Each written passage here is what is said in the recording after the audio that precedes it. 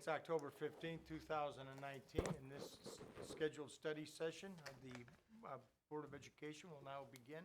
It's 6:30 PM. We'll begin with Pledge of Allegiance to the flag. Led by me. I pledge allegiance to the flag of the United States of America and to the republic for which it stands, one nation, under God, indivisible, with liberty and justice for all. Coffee. I'll do this during, Mr. Neal, call the roll, please. Yes, Ms. Hines. Is Here, absent. myself, I am here. Mr. Buckaloo. Here. Mrs. Madell. I'm here. Mrs. Walker, not here. Dr. Weaver. Here. And President Cox. I'm here. Let the record reflect that Mrs. Walker and Ms. Hines both notified the chair prior to the meeting to let us know that she would not be here. Next item on the agenda, 415.19, is citizens' comments on agenda items. I see no citizens in the audience, so we'll move on to curriculum content update, 416.19. Jen Curry. Good evening. It's actually my pleasure. I'm going to turn over today's study session to Miss Kate Roll. She actually is the leader of all of our content teams and our content leaders and leads the curriculum work within our content teams in the district. So she'll give you a brief overview and then take some questions that you have, and we'll go from there. All right, good evening. Thanks for having me here. I am the stuff, the curriculum. So I have a lot of stuff in front of me that I know that you've seen some of it. So when I talk, I'll be showing some of these things as I talk. So as Mrs. Curry said, we have content teams, curriculum teams, and there are 8 of them across the district. 4 elementary and 4 that are secondary. So I have them all listed up there. They're ELA, math, science, and social studies, and they each have a leader that helps run the meetings who is a teacher. So our goals for all of our team really is to make sure that we have a guaranteed and viable curriculum, that we implement high quality instructional practices, and that we communicate curriculum matters across the district. And on that note, just wanted to mention that every week in This Week in Wayne Westland, there is a weekly content team update. So it's not just monthly, but every week. Anything new that's going on that has come up is in a little sheet in the gray section of This Week in Wayne Westland. All right. I'm going to give an overview of everything as a whole and then break it down by team, just anything specific to that team that was an accomplishment from last year or a goal for this year. So our accomplishments from last year, we had visions for high quality instruction that were developed in every content team, and they were developed collaboratively between the elementary and the secondary teams. And I think you got copies of these too ahead of time, but there's 4 of them: ELA, math, science, and social studies. And as I said, they were created collaboratively and were revised a lot throughout the year and will continue to be revised based on what staff wants to change within them and as new learning comes. Also, every core content K-12 has a scope and sequence, which is essentially is what we teach when, and it's very simple, and it's meant to be simple. It's not your day-to-day what you do, but it's just really the at-a-glance what we do in every content. And then all of those things, the visions, the scope and sequence, and then the standards are in a curriculum guide for every content. So if you're a first grade teacher, you get one of these, second grade, third grade. And then if you are a middle school teacher, you get your content area. So everything that middle school science teaches is all within here. Middle school social studies, all of that. And high school has the same thing by content. So by grade level for K-6 this year, and then by content for 7 through 12.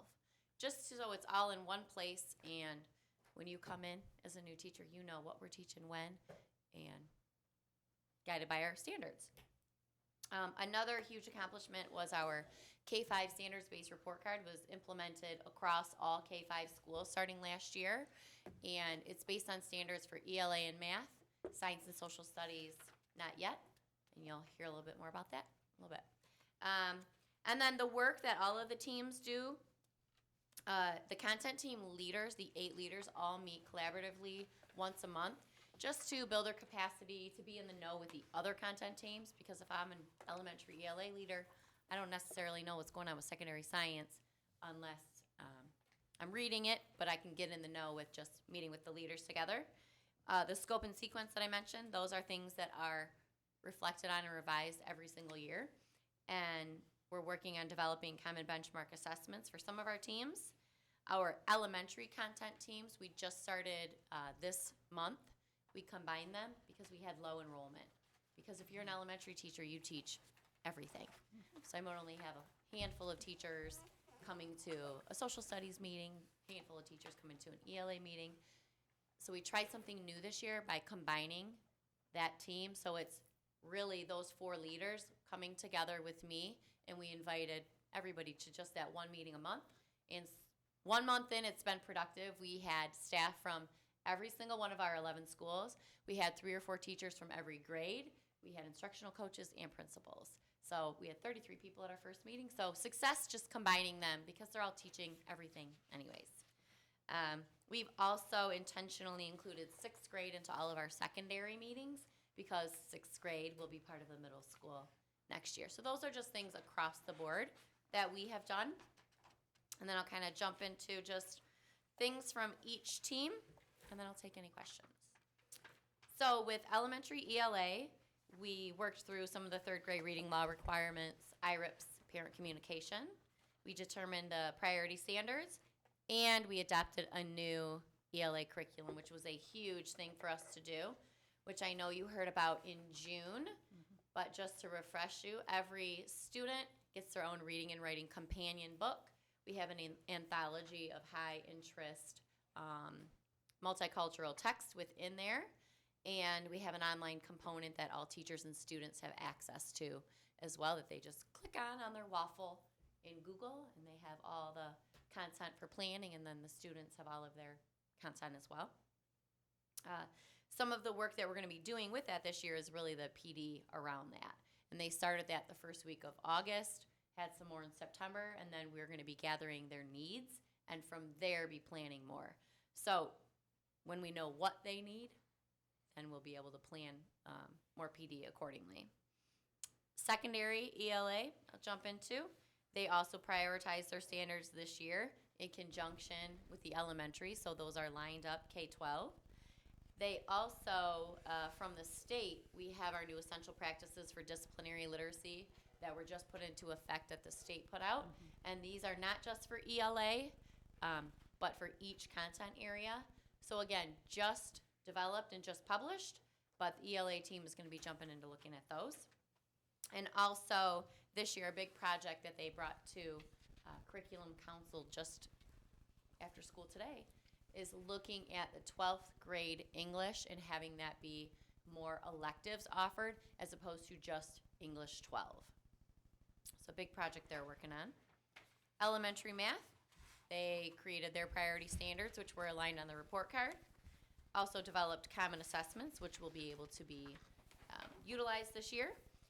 And shared a task-based instructional framework with all K-6 teachers in the fall last year, which then led into a professional learning series that we have 50 teachers participating in at the time, all instructional coaches and teachers from every elementary school. Also, in elementary math, we're really combining that 6th grade portion with middle school, and so they've started a math pilot this year. They're piloting Houghton Mifflin right now, and they have big ideas that they will be starting for the second marking period. Secondary math conducted an item analysis of the PSAT, since that PSAT 9, so that way they could see how that looks for their students. And they're going to be working on solidifying their priority standards, and again, that middle school math pilot. Elementary science, really spent some time focusing on different areas of STEAM and what that looks like, so we could start to get prepared for some of the bond work around how are we going to integrate STEAM intentionally across the district at the lower levels. And then some of the reasons why, well, one of the huge reasons we don't have science standards-based report card reporting is because the NGSS standards have not been as embedded in the elementary as they have at the secondary. So one of our tasks is to NGSSify, if you will, our current materials, so that way we have more of that scientific thinking embedded into our instructional practices. And then we can assess it that way as well. Secondary science, they reviewed units of study and assessments at RESA to decide if they wanted to start a pilot from some of these open resources. Open resources are free resources, and the assessments that they have that are have been developed that are free. And when they reviewed these materials and these assessments, what they found is that the materials that our secondary science educators have developed were in fact better than the things that were being created right now. So that's a good thing. They spent the time reviewing them, but in reality, the work that they put into developing their curricular units and their assessments based on NGSS are better than some of the things that are being put out at this time. Middle school needs to look at their units to see what they can do to make sure that NGSS standards are embedded in them strategically. And so we'll be working with RESA and some of the open resources that they have, those free resources, and to see if those are things that we want to incorporate this year or next year. The social studies teams, I put that intentionally together, and I just realized I haven't clicked any of the slides the whole time, but I know you have it printed in front of you, so. We can't see. I don't know that we can really see, Okay. But as I'm looking behind you, I realize, well, it's not there. But anyway, we did so. tape this, however, so that someone could look in on this, so. You what? unfortunate- We're taping this so that someone could look in on this and follow along, but we'll have more questions and probably, I'll go back and forth then, maybe. That's right, if that's necessary. Okay. So the last one, the social studies, I intentionally put both of those together because last year they were in a bit of a state of flux because we knew that the new state standards were going to be approved. They've been underway for, I think, 11 years. Anyway, so new standards were approved and published in June, right? In June. That's why I stopped teaching social studies. They changed every single year. I got tired of it. I know. So they were officially published, and then later in the fall, our very detailed group of social studies educators in the state and the county then put together a side-by-side comparison of our current standards, or our new ones, I should say, and the standards that we had been using since 2007. So that way it's very easy at a glance for our teachers to know kind of, okay, well, what's new, what's updated, as opposed to I'm just looking at a whole new doc and I don't know how it compares to past years. So our secondary group is really starting to dive into those. Elementary, it's really awareness, but for secondary, they're starting to dive into that, and they're really going to be looking at what does that mean for them. In addition to our middle school, 6th, 7th, and 8th grade, is also working on a pilot using two different resources, TCI and Pearson. So I talked really fast and gave big picture overview and little nitty gritty of each content team. Let you take a minute and absorb some of that. And Questions? see what questions. Mr. Buckaloo? Well, a couple of things. A comment first. Okay. They're rolling out the social studies standards this month. Am I correct on that? June they were approved. Okay, and I think they're coming out this month. And in terms of Mrs. Medell's comment, this goes back 25 years. And they really and truly have had difficulty getting their act together, and I'm not at all certain. The next election will bring new people to Lansing, and new people will want their name on a bill that changes the curriculum. And that's something that we live with, I guess. Mm-hmm. I have some questions about the third grade reading. Okay. I understand that some of the desire to do away with the holding the back students has gone by the way, and now those people who once wanted to get rid of the retention are supporting it again. And I'm wondering, are there exceptions that are available to us? And what might some of those exceptions look like? So there are exemptions, but nobody is completely exempt from the state letting us know they qualify to be retained.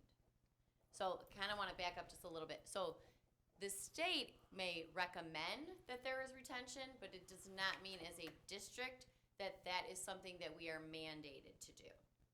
And is the parent involved? So yes. So first of all, we have, as the district, we have that, that right to say what we're gonna do with that information when the state gives that to us, which, of course, this is the first year of it, so we don't know exactly what that's gonna look like and when they're gonna give it to us. But that's for us to decide. And also the parent can, request an exemption as well. Students who are certified with an IEP, students who are English learners. So there's kind of a long list, and again, we need to decide too as a district, what are we gonna do with that information when the state gives it to us? And I can just add too, we currently have a Wayne Westland retention policy, and that policy could still, or will still stand, right? So we have a set process of when we retain students. So if a child is recommended by the cut score of the M-STEP to be retained from MDE, we still own it to the kid and the parents to look at all factors, right? To see, is this a student who should be retained? The student could be very fluent in math, right? Very fluent in science, in English, and maybe just didn't do so well in that M-STEP. It does not mean that we are gonna be retaining that kiddo. And a student, I think this would be the IEP, a student who is not proficient but is not retained might move forward with some remediation in the next year? Absolutely. So one of the good things that came out of the third grade reading law is really the funding and the support behind reading instruction and that big push. And so what I showed from the 6th through 12th grade literacy essentials, they did the same thing with K-5. And the state is providing a lot of free professional development for educators on those strategies. Another piece that they are mandating for us is that we provide what's called an IRIP, an individual reading improvement plan, for any student who is falling at that level. So for us, it's any student who is scoring at the 40th percentile or below on the NWEA assessment. We inform the parents in a letter that basically lets them know this is where your student is performing.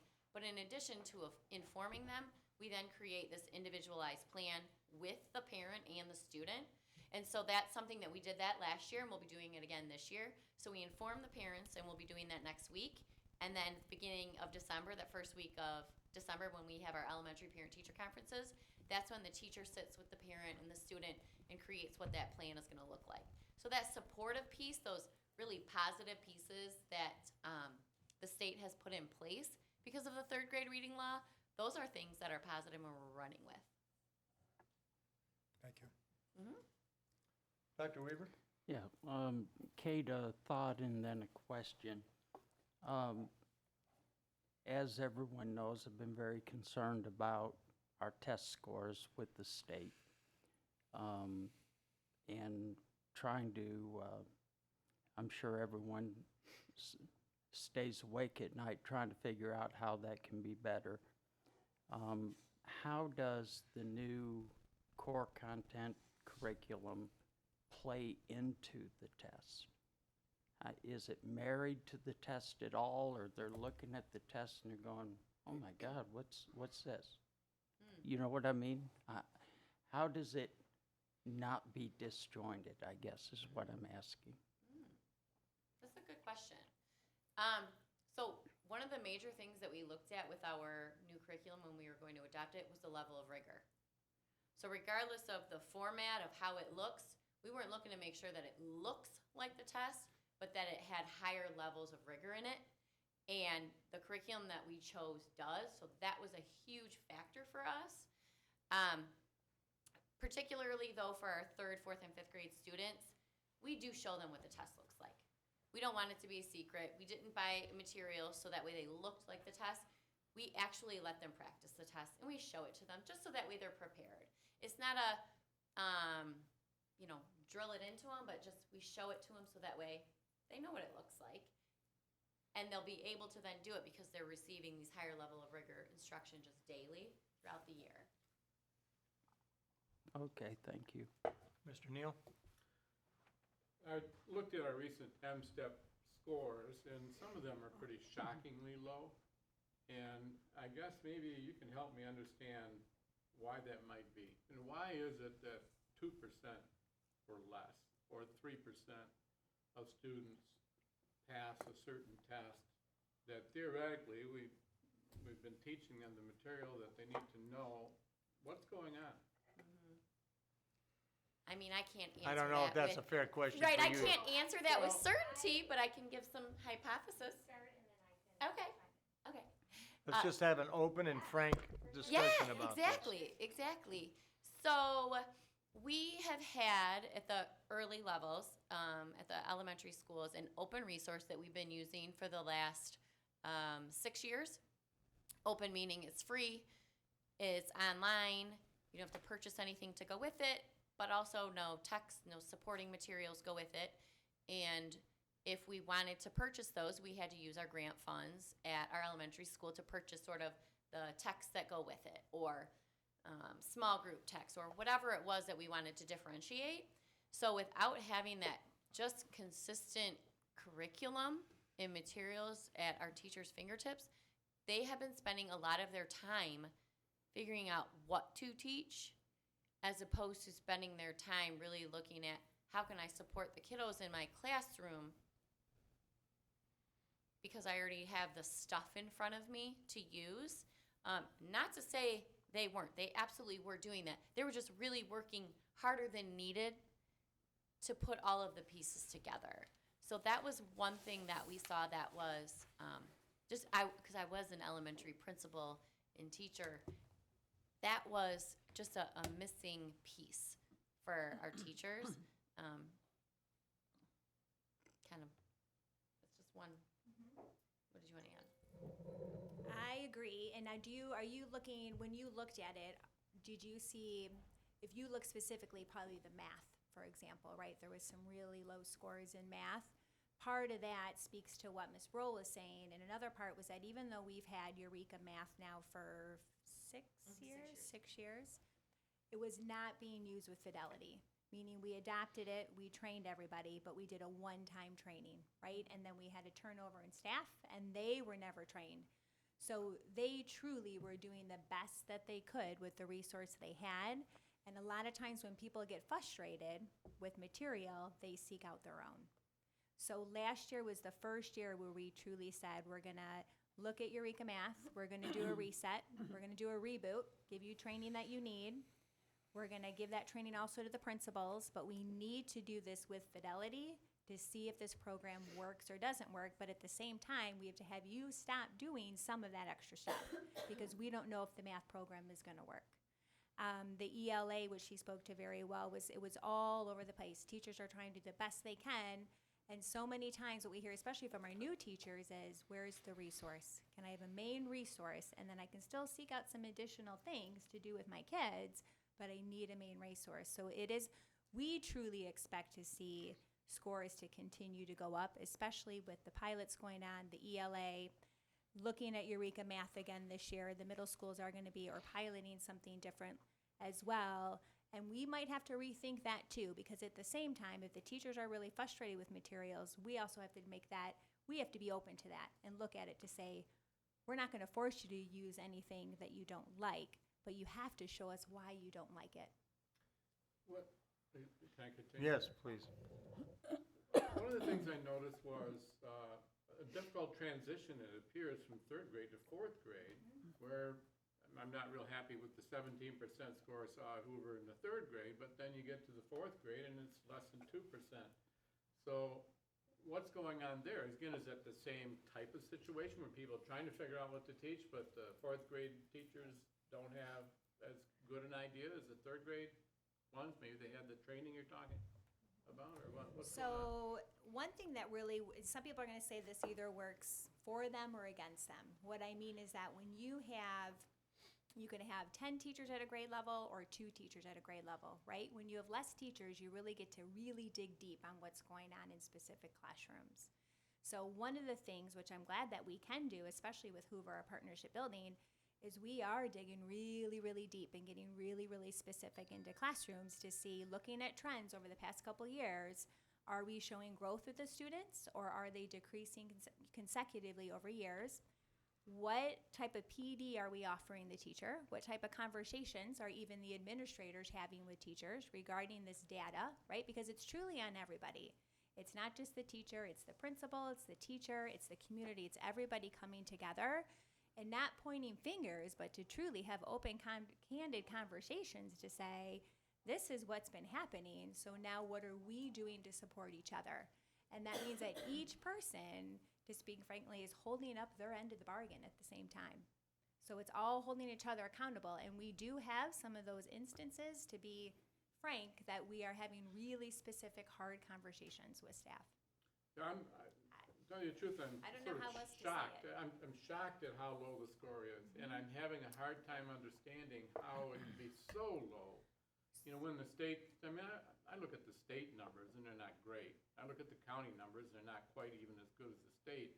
And I look at a couple of our schools, and it's so shockingly low that I wonder if we need to do something completely different. I'm wondering if the curriculum isn't enough. We need to do something about the way the teachers are oriented, the class size or something. And in the schools in which we're having essentially such a failure in getting the information out there. So I would have brought it with me because I think you and I would love to go get it or speak further. I would speak more to that because we really dug deep this summer, actually, just the past couple weeks, especially into Hoover, our partnership building, to look at trend data.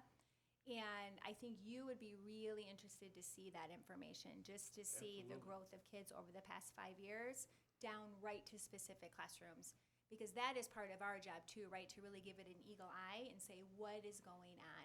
Because just the proficiency number, yeah, it tells me how many kids, right, were technically proficient on the MEP, but it doesn't or on the M-STEP or the MEP if I go way back prior to 2015. But it doesn't really let me look. We need to, as our team, really put an eagle eye on it and say, now let's even look at, and it's a hard thing to do, but let's look by teacher, right? Let's look by building. Let's follow this grade from the time they were in third grade all the way to fifth grade, the same cohort of kids, right? What's similar, what's different? And that makes for very hard conversations, but conversations that have to happen. When you finish digging in, as you're into this Yeah. information, maybe you could share that with the board so we could look at maybe some sort of pilot program for the schools that are doing the worst to see if making certain changes that you discover we need to make will make a big difference. So I'm a big believer in people, not programs, right? So that I really need to work with the teachers, right? Right. And give them the skills that they need versus just giving them a program. Because I truly feel that I could give you the #1 rated math program in the United States, right? But we all know this is not a one-fit-all for every type of kid. I truly think that working with actually the people that are in front of the kids every day and growing them is going to grow kids. And part of that is first is that teacher having those hard conversations and with the principal having those hard conversations of this is where we're at, right? And this is where we need to go. And things have to change. How long do you think you would need to discover what we need to do? So I believe that now that we're digging in deep, especially I'm just going to speak to Hoover since we brought that up, we are already doing things with specific grade level that we've done much differently a year ago because we've dug deeper per se, right? By literally looking at trend data, narrowing it down to classrooms and to work that is going on, we are already having different conversations than we did a year ago, doing different work with teachers than we've done a year ago. So our team, meaning central office team, is pressing harder than we did a year ago based on that trend data that we can now say, here is where we're at. Okay, and one last thing, Mr. President. would you give me your definition of rigor as it relates to the curriculum? You've mentioned that this one has more rigor. Or maybe you didn't word it that way, but Yeah, I guess I don't have I'm gonna, rigor, higher levels of thinking. And not that the students are requested to do, but that they are engaged in. okay. So we have started practicing instructional rounds in the last year and a half, almost 2 years now. And when we go into classrooms, we go in, and one of the things that we are doing when we debrief is talking about the level of rigor.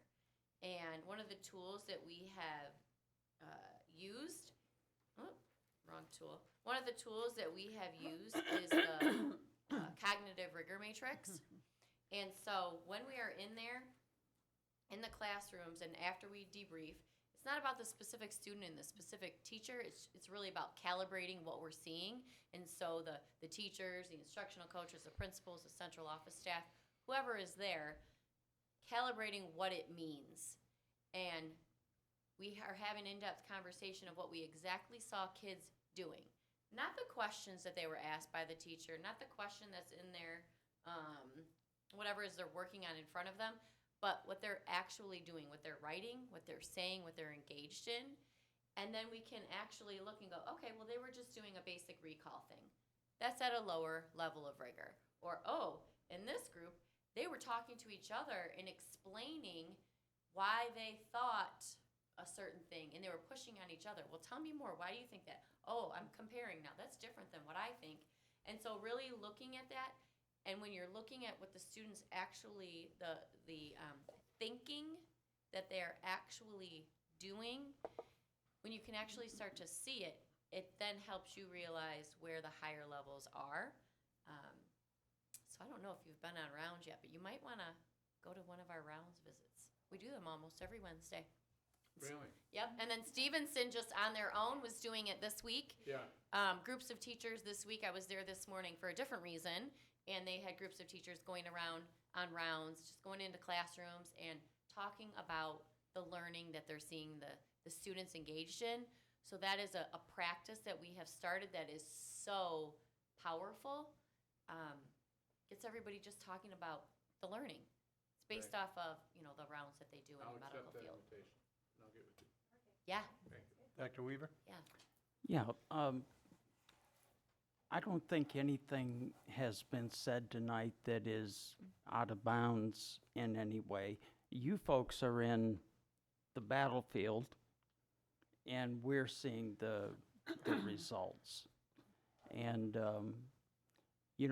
I'm just very much concerned about what we do, not just to pass the test, but to, for all the kids to do well on the test, so we're not pulled down by specific people group or whatever the case, however that happens. But, this is almost 15 years for me now, and it's been this, So I guess that's where I'm coming from. I'm not going to speak for everyone else, but I know that there's a ton and a half of work that is going into this. I guess we're just getting a little antsy about the end result when the testing comes. Are these kids goofing off in the test? They're just marking it, get through it because it doesn't mean anything. Maybe it doesn't mean anything for them, for the state, but if something could be instituted, and I'm not even sure what I'm saying, but that the test means something in our district. You get in there, you do well on the test, you're gonna get a candy bar or something like that. You know what I mean? Some kind of opportunity to for the test to mean more to the kids than I think it does.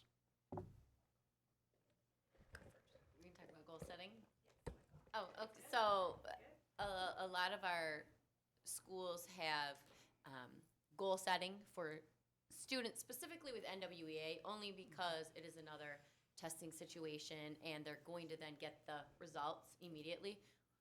With the other tests, you don't know your results.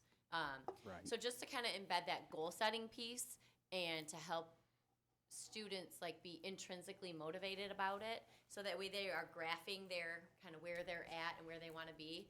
And then what many of our schools have done, and Hoover is now going to be doing that again, or not again, they're going to be doing that this year. It was one of those practices we saw from another school that was then brought to them, where every student is setting their goal for their NWEA test, and then there's a class celebration and a school celebration when those goals are met, just to kind of build that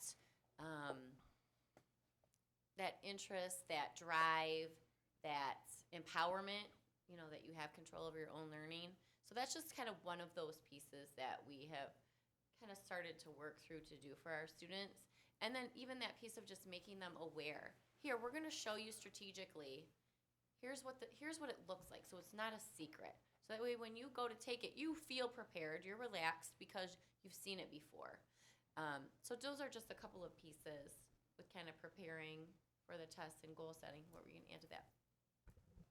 I think I'm going to add to a lot of, from a parent myself, or as I'm looking at other school districts, I don't want to get too caught up just on their proficiency number, right? Like you see, third graders were proficient in this, fourth graders were proficient.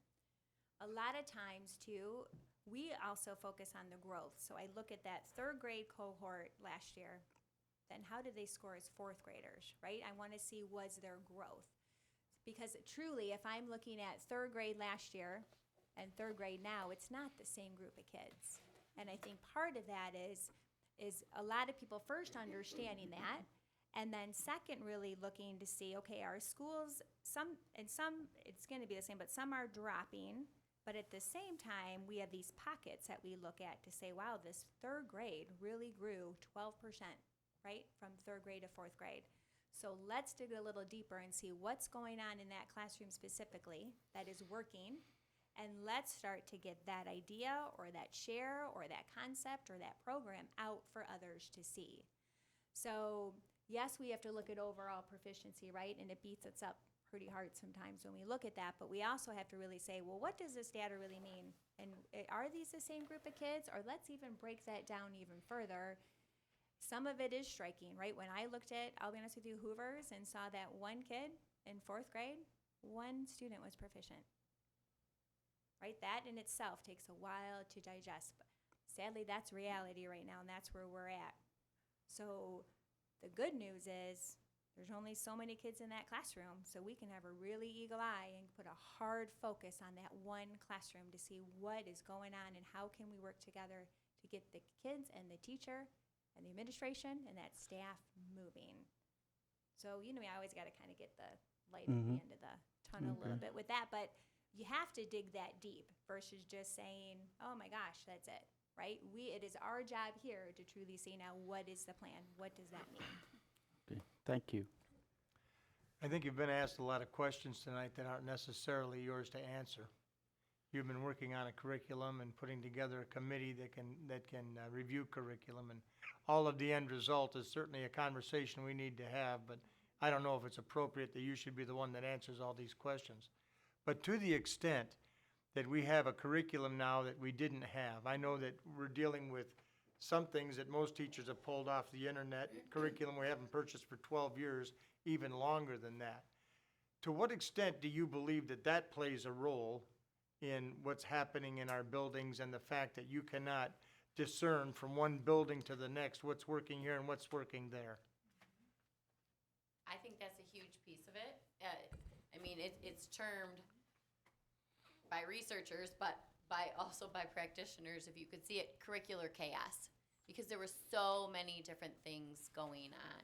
And right now, I'm specifically just thinking of elementary ELA. When we surveyed, what is everybody using? The list went on and on and on and on and on. So that was a huge factor. But teaching is such a complex thing. It is such a complex thing. So as central office administrators, our job is to support all of our teachers, to support all of our students, so they can support all of our students. And when we see something that needs a major overhaul, that's kind of where we are starting. It's not overnight, it's not simple. So materials, yes, is one thing. Instructional practices is another huge piece, which we're getting to see through instructional rounds. We're getting direct support to our teachers through instructional coaches that we have K-12 as well. And every time we see something, we look at then how can we align it? How can we make it easier for our teachers to implement? How can we make it better for our students to learn? So it is such a complex thing that all of these pieces play such a big part.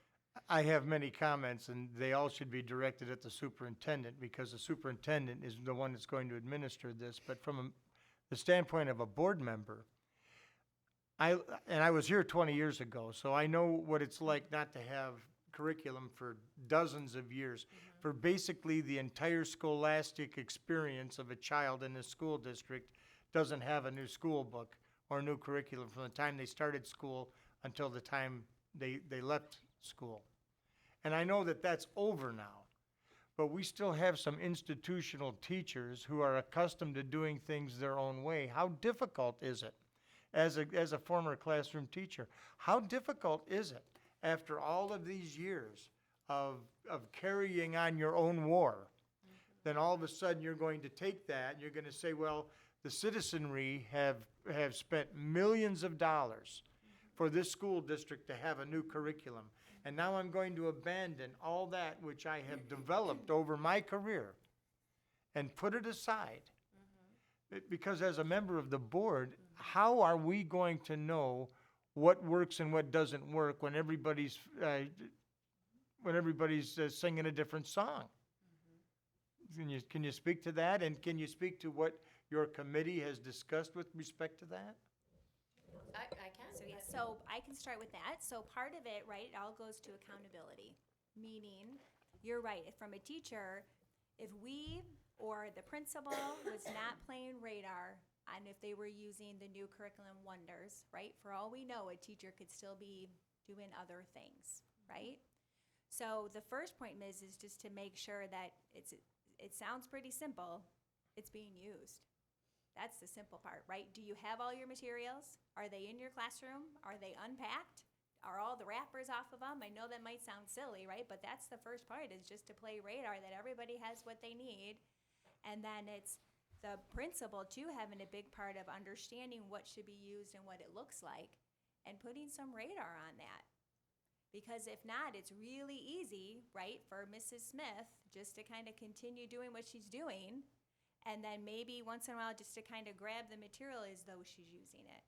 So between the trainings that they're having, and then between us as a central office team, and then principals as well, making sure, because they're with them every day, right? So then it's my job to make sure the principals are overseeing their teachers using the new curriculum.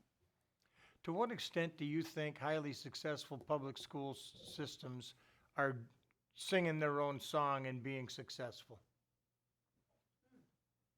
When you say singing their own song, do you mean What I've been talking about. teachers writing their own stuff, pulling their Yeah, own? yeah, you know, out of necessity initially, I understand that. You're going to go to school tomorrow, and those children have to be engaged in some activity that benefits them tomorrow. And if you don't get a curriculum, or the state doesn't publish something until November, you still have to show up tomorrow with something. And I know they've been doing that for years and years.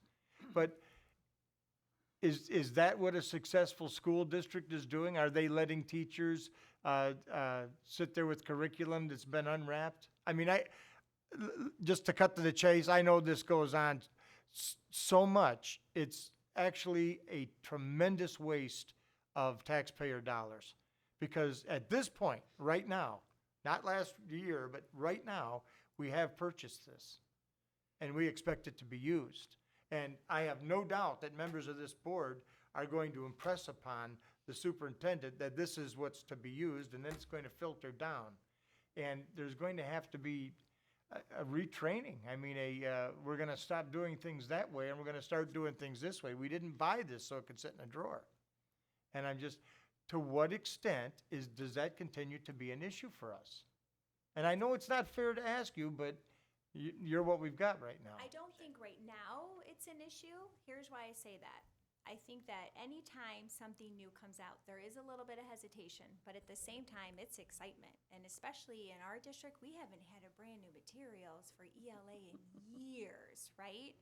I was So- teaching. Right. For the most part, it is truly of, wow, I now have a resource. I have a main resource, right?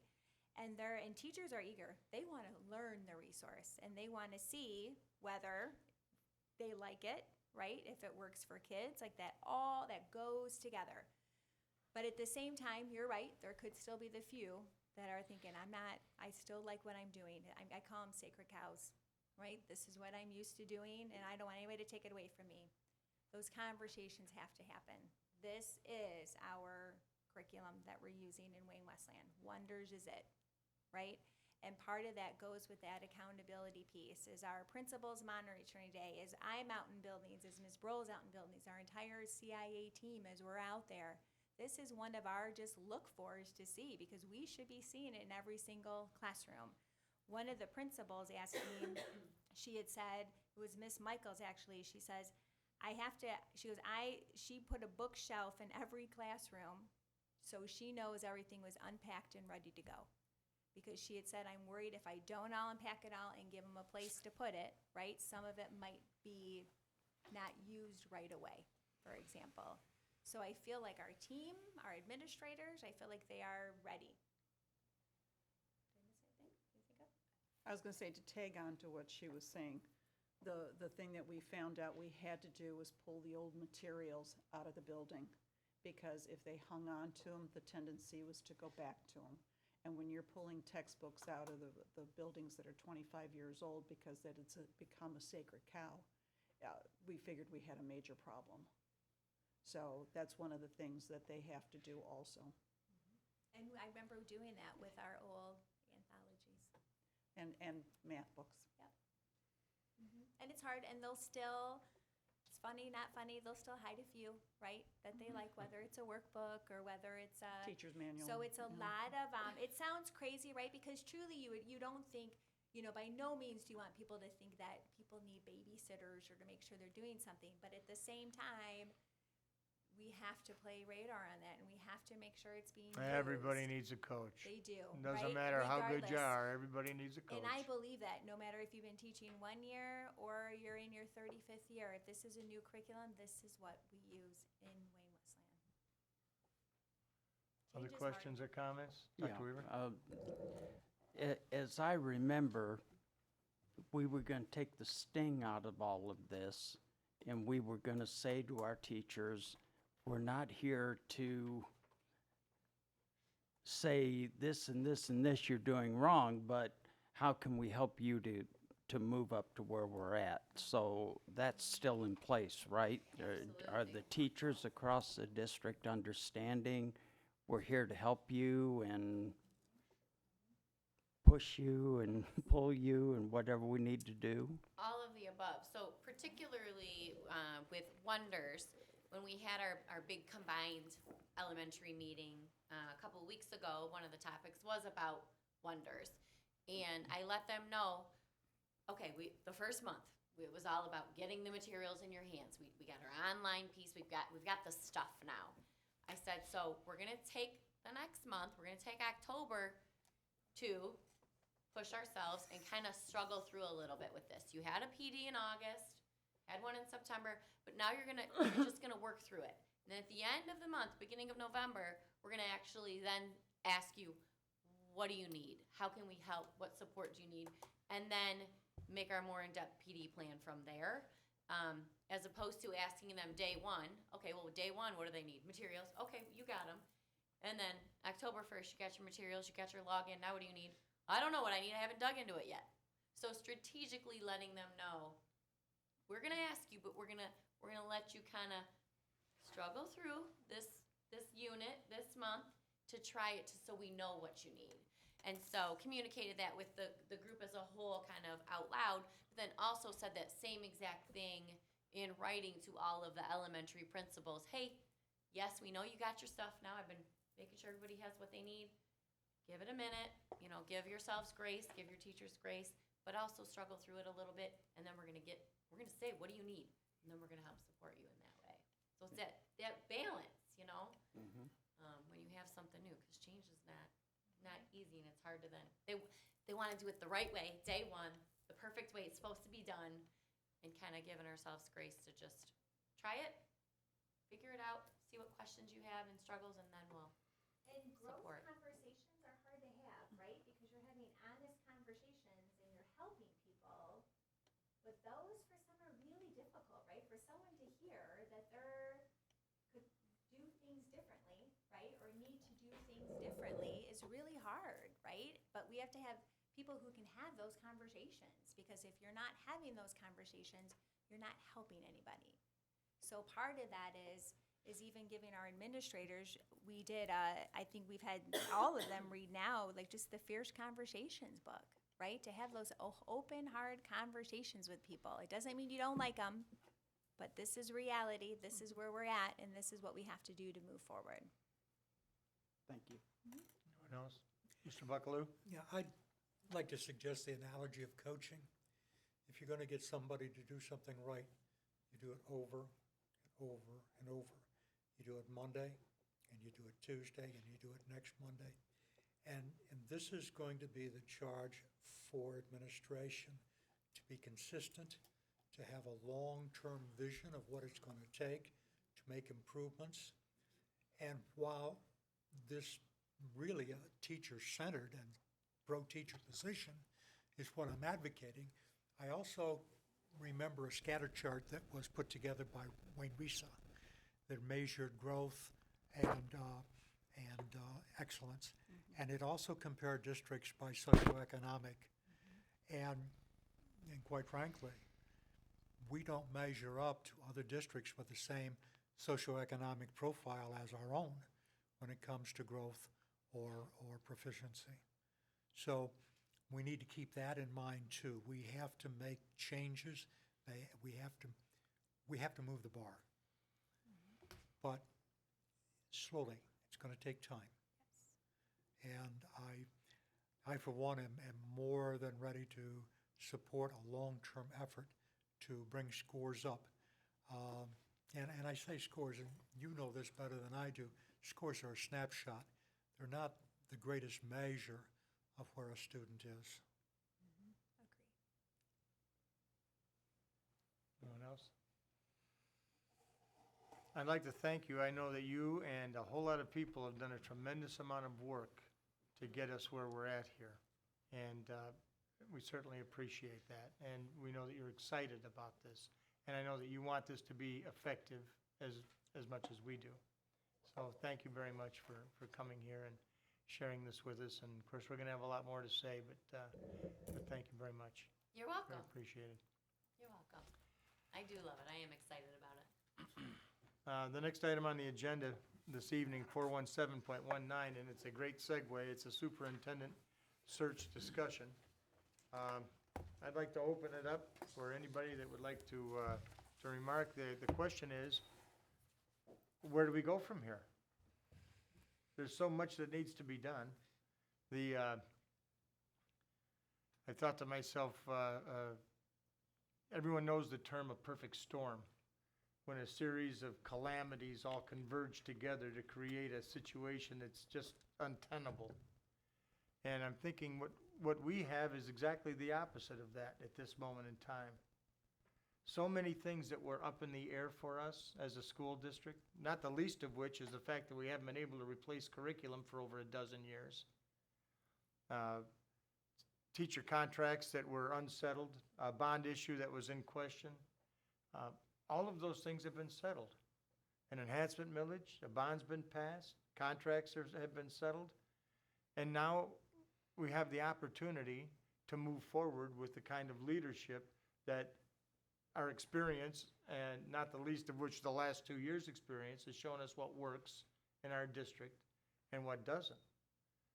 And I've been giving a lot of thought to this whole process and to where we're at as a school district. I just keep thinking that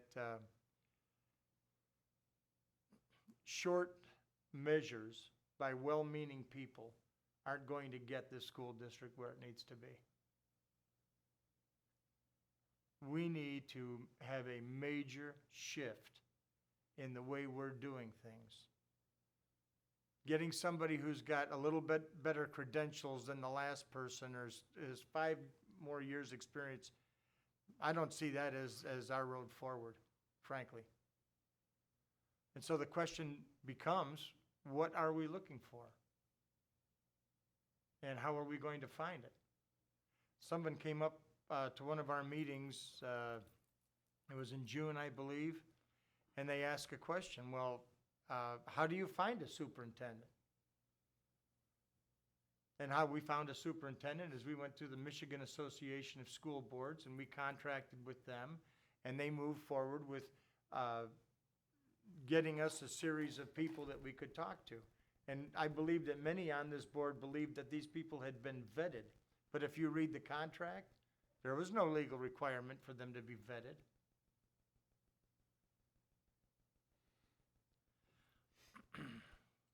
That certainly can't be repeated in my mind.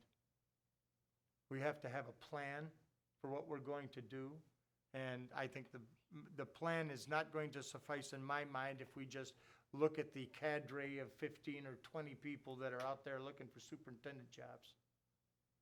We've got to decide. I believe that we need a fundamental shift in the way things are done in the school district going back 20 years. When I first came to the school district, a fellow by the name of Larry Thomas was the superintendent. And he left for greener pastures, and we appointed an interim superintendent by the name of Dwayne Moore. And he was very well liked, and after Dwayne Moore's tenure was over, we appointed Greg Barrissey, who ended up being the longest serving superintendent in Wayne County history, I believe. And from the very moment he took the job until the moment he left it, all he was concerned about is how he was going to get the money to give these kids the education that they deserve to have. I mean, every single day he got to work, that is all he could be concerned with. We weren't having conversations about curriculum. That was the situation we were in where we were getting curriculum off the internet. So imagine you're trying to affect change in the classroom, and you're trying to keep a cadre of 1,800 people happy, and you know that you don't have the funding that you need. And it's very easy to look back and to find fault, but when the ship is sinking, it's easy to find fault that it's not making as much progress towards its destination, but the ship literally was sinking for the entire 17 years he was superintendent. But that's not the way it is now. We have the opportunity now to do something meaningful. And so I'd like to open it up for discussion. What do you see as the path forward as a board?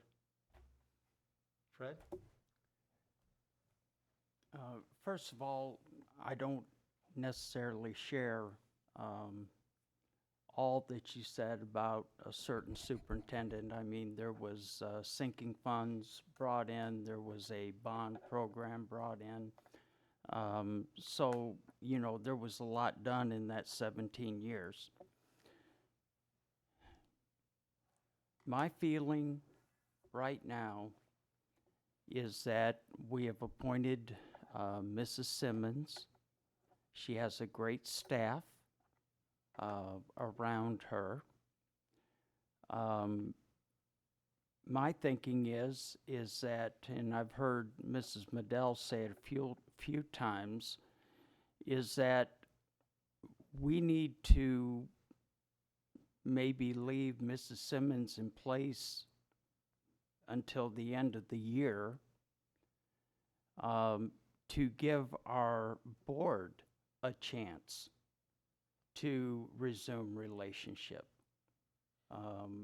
And I'm not talking about everyone has to be friendly and all that, but we need a time of healing to move forward as a board to in relationship, that we're not fighting one another. We're not all going to think alike, but we certainly don't have to fight about it. And so I think that we should not kick the ball down the road, but certainly be thinking about those things, but move toward the end of this school year with things as they are. We have Dr. Carnell in place if Mrs. Simmons has any questions. So I'm just ending it up saying this way.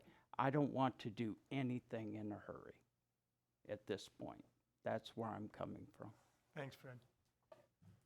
Anyone else? Yeah, Tom? Fred, I think you're pretty much on target. I would put some dates on it. I want a new superintendent to take over on July 1. And working backward, I think we should be making a decision sometime in June or perhaps late May on who we want to be that person. And moving back even further, like the day after tomorrow, we should begin discussing among ourselves what agency we're going to employ to find that new superintendent. Clearly, Mr. Cox is not at all happy with MASB. I think we've all received two requests to represent us in this process moving forward. Adding MSAB to the mix, we have at least 3 now. We can interview all 3 of those. We can take a look at the contract and what they might provide us in terms of a search mechanism. And just simply get started now. We need to get our name out there. The person that, and Dave, you said this, the person that we want, and I'm going to put this in my words, is already working somewhere else. You want to steal somebody away. Well, we're not going to steal that person away unless they know that Wayne Westland is looking. And so we need to get that process underway in the near future. Even though we're not going to do anything with interviews until April, to pick a date. But we need to get the process out there. We need to get Wayne Westland's name out there that we're looking. Mrs. Hines last month said that she wanted to make sure that the people in the district understood that we were open to an internal appointee. And I think that's fine, but I would like us as a board not to make an official statement. We don't want to say we want an internal employee to be our next superintendent, because an outsider is going to hear us say that, and they're going to turn their back on us. We don't want to say that we want an outsider for the very same reason. We don't want an employee who might be thinking of applying for the job to turn their back on us. Individually, if you have a bias and you honestly want an internal or an external, that's fine. There's no problem with that. But kind of keep it yourself. And officially, our position should be, we're looking for the very best candidate. And the best candidate, gendered isn't an issue. Race isn't an issue. We're looking for the best candidate.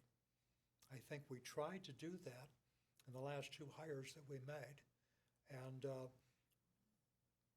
you might find fault with our level of success, but at the very least, we made an honest decision in both hires with Dr. Harmala and Dr. Holt. We made the best choice that we thought was possible. And I trust us to do the same thing this time. But I think we need to sit down as a group and plot out in more definite terms the kind of thing that I just outlined for you. Maybe I'm off base and you don't like it, but that's where I'm at this point. Thanks, Tom. Mark? Going along with a lot of what Thomas just said and Dr. Weaver said, I don't think we need to be in a rush. But on the other hand, I'm not really interested in naming a certain date at which time we're going to appoint someone. I would like to say, if using the July 1st date as an example, that we'd have somebody in place no later than that. But although I'm not in a rush, I want to make sure we vet this next superintendent very well. I do believe we should engage immediately to start looking at what we want to do, kind of what you're asking.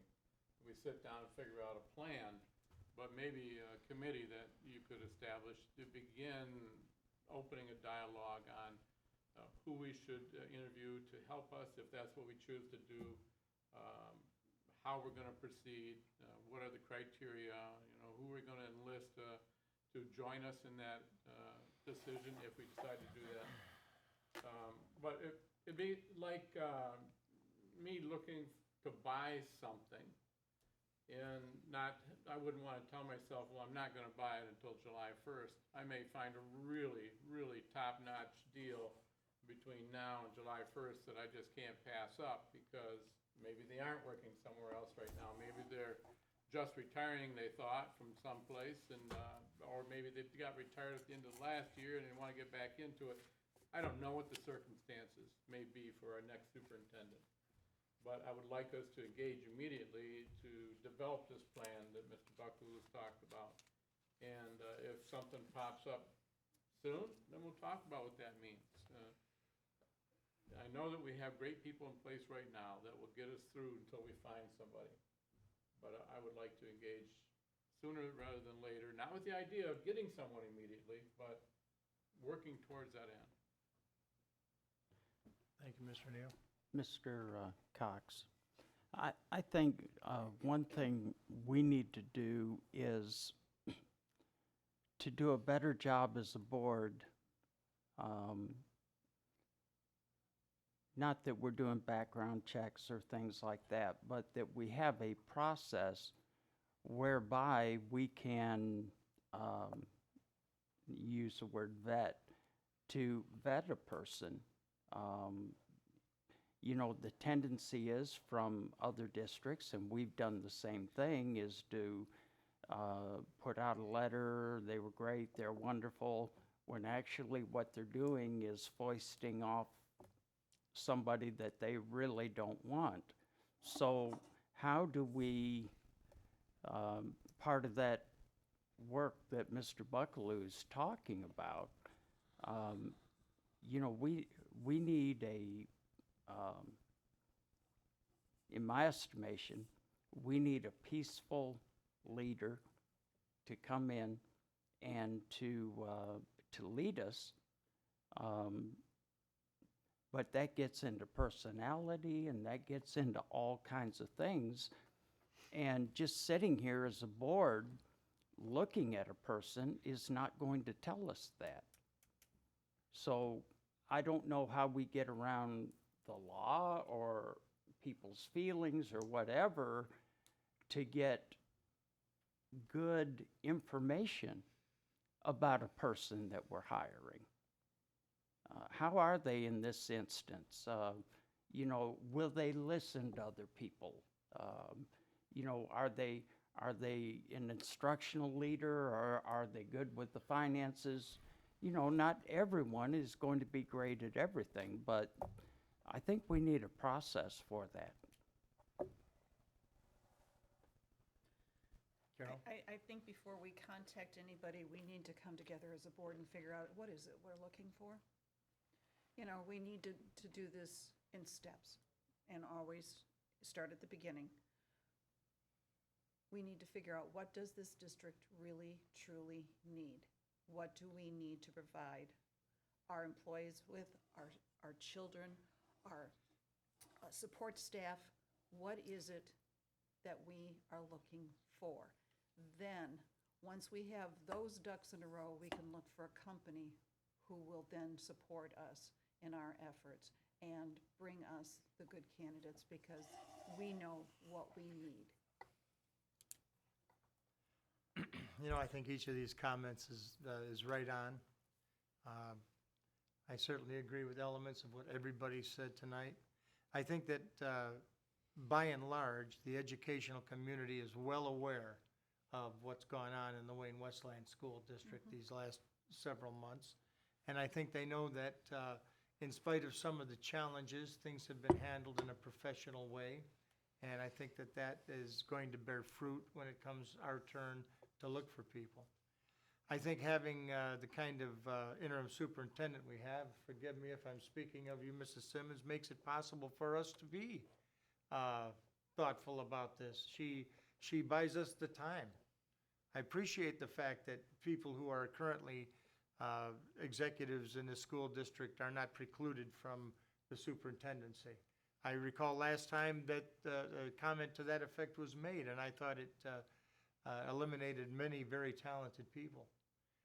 I think, Fred, in answer to what you're saying, I think going as far west as you can go and not stand in the Pacific Ocean probably isn't the way to look for someone for the Wayne Westland School District. It's not as though we do not have quality people in southeastern Michigan. And Tom, with respect to MASB, they performed the way their contract was written for them to perform. I believe that members of this board, myself included, believed that there would be a vetting that their contract did not require them to make. So you can't very well point the finger at them. I'm just making some notes, and the last thing I looked at was a meeting of the board, looking at the search company that we might employ, and looking at what it is that search company will do for us. And I agree with you 100% on that. As long as I'm opening my mouth, take one exception, Mark.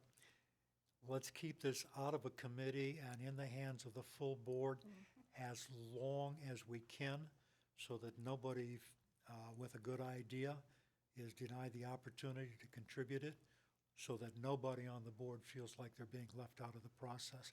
Eventually, we may have to go to a committee because it's more efficient, but let's avoid that as long as we can and keep the seven of us working towards this in the short term at least. And this is one of the reasons why I wanted this conversation to initiate on camera in this room. I don't want conversations to occur in the back room on this issue. The entire community is involved with this, and they need to know what we're thinking about and what direction we're going, and what we believe is the prudent action under the circumstances. And I appreciate your comments, and if I heard you, Mr. Buckaloo, you think the next move is to start talking to some of the people who act professionally in the capacity of helping school boards and find out which one of them offers us what we're looking for. No, that was what I said, but Mark's got the point. We need to sit down as a board, maybe in a closed setting where we can vent if we need to, but let's as a board decide what it is we're looking for, and then let's approach that. Did you say that? Yes. Well, I can tell you, there's not going to be any closed setting. Discounted right away. Nice job, Mark. Yeah, way to go, Mark. Yeah, we look so much alike. I'm sorry. Other comments, Fred? No, it just needs to be a fair and open process. I think our community needs to see this board in action, working together, making that decision. Yeah, I do too. And, maybe sitting around this illustrious rostrum here and speaking in the microphones, maybe we can still sit around the table and record it, if that's possible. Rostrum and foisting. Nobody one meeting. foisting. Nobody likes to see the sausage made, but everybody loves sausage. So the community is going to, the community, let me speak here. The community needs to see us, whether we have a disagreement or not. They need to see the disagreement. Yep. So let it be open and say what we need to say, but do it as a group. I'm in agreement with Tom on that. Thank you. And me, actually, you agree with me. As much as that hurts. Thanks, Fred. You're welcome. Anyone else? I don't know who I'm agreeing with now Carol, anymore. I just give it up. Just agree with me, let it go. I agree, Tom. All right. End discussion on this issue now. Thank you, everyone. The next item on the agenda is 418.19, citizens' comments on non-agenda items. There are no citizens